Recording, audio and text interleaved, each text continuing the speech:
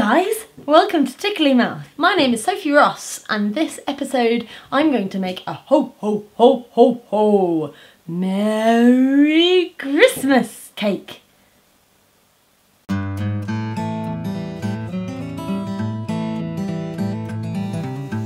Yes, I know it's only October. I know. By the way, it's October. But don't worry if you're running a bit late. A couple of weeks is fine. If you leave it up to the day before, also fine. But come on, commit to the cause. Commit! I have this Mary Berry's complete cookbook that I bought while I was at uni. It is just wholeheartedly the best cookbook in the world. I'm not going to decorate it in this recipe, so I'll put out another episode about decorating it. Sounds good. Bowl. Mazabeza is telling me to put in here 425 grams of currants, 250 grams of sultanas, 250 grams of raisins, 300 grams of glace cherries, 150 grams of dried apricots, and 75 grams of candied peel. Go on, put it all in there. Oh no, I'm snipping them into quarters. Got to rinse and dry these. Hang on a minute. Dry.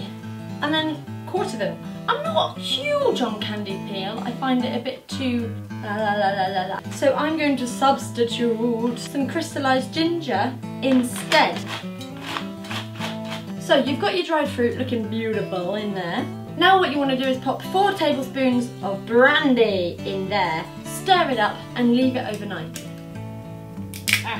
1, 2, oh, it smells like Christmas. 3, 4, 1 for luck. Give it a good stir so all of the fruit is equally alcohol soaked.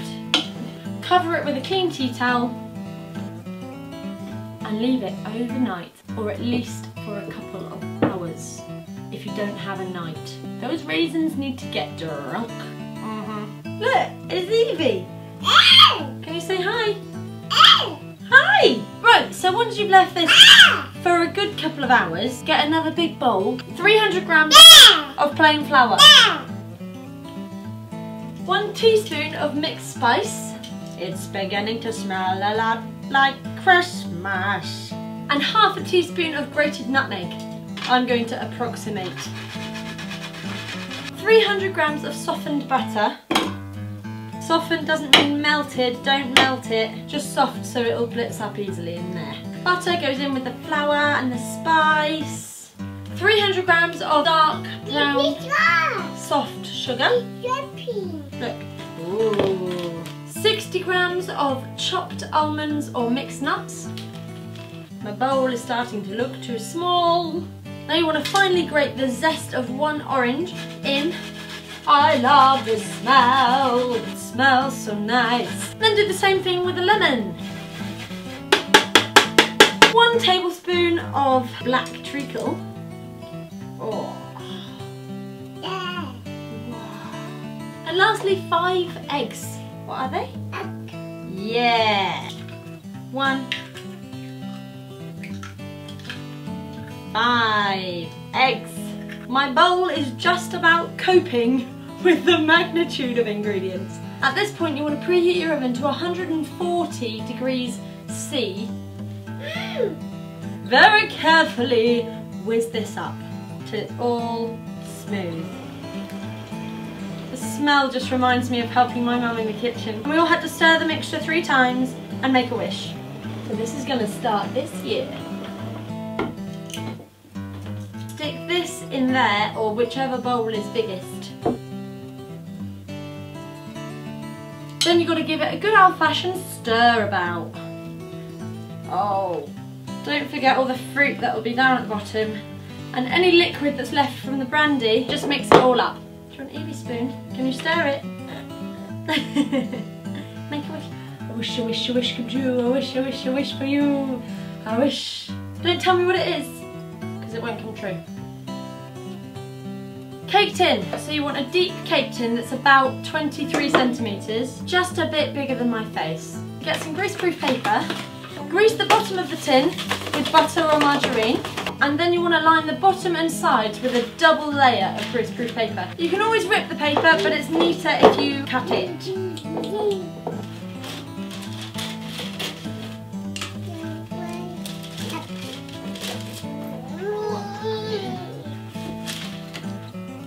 A good way of getting a circle for the bottom is measuring out a square, the longest measurement of your circle, so for me that's 21 centimetres, and then folding it in half, and then a triangle,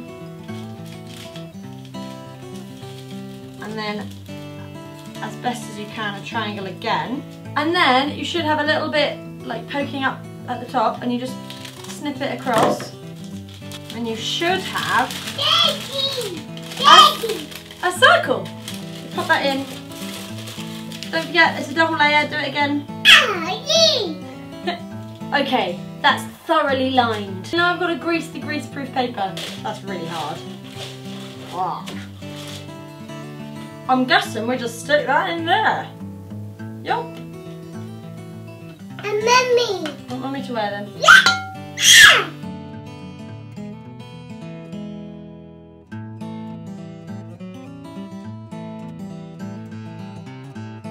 Then smooth out your surface, and then you want to cover the top with one last piece of greaseproof paper.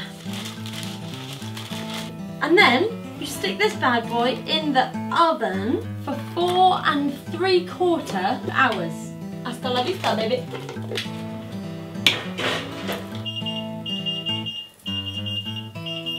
Once your beeper goes off, grab yourself a little skewer or knife. It's clean! It's clean! It is looking mighty fine.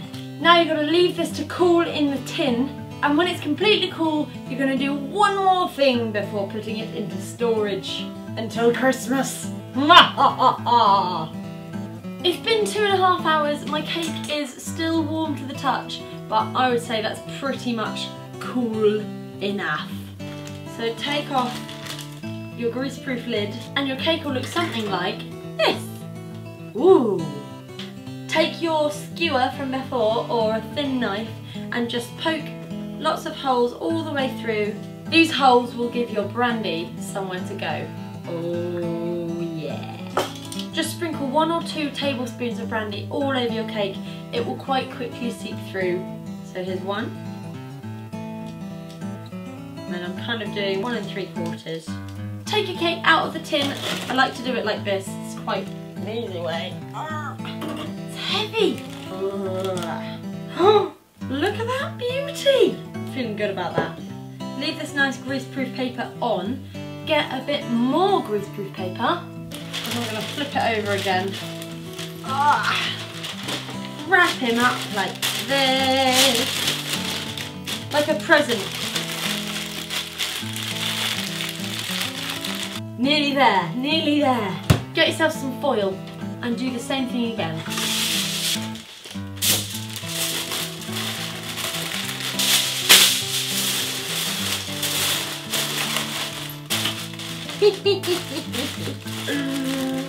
So this is what you're left with, a foil wrapped gift. So that's the end of step 1 of Christmas cake making. At this stage your Christmas cake will be looking a little something like this. Don't forget to take the foil off before you eat it. That is it for part 1 of Christmas cake extraordinaire. Don't forget to feed your Christmas cake brandy every week like a hamster. I don't know how to look after a hamster. I really hope you enjoyed this recipe, and I hope it's got you feeling a little bit festive even at this early hour of October. I'm sorry there's no tasting, but there will be one in December when we do the icing. Please subscribe, comment and request. Tell me if you like what we're doing. Bye bye from us. Bye bye.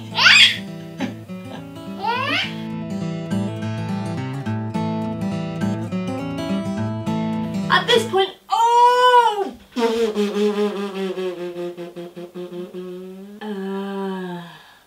I stubbed my toe. Thanks. That makes it better.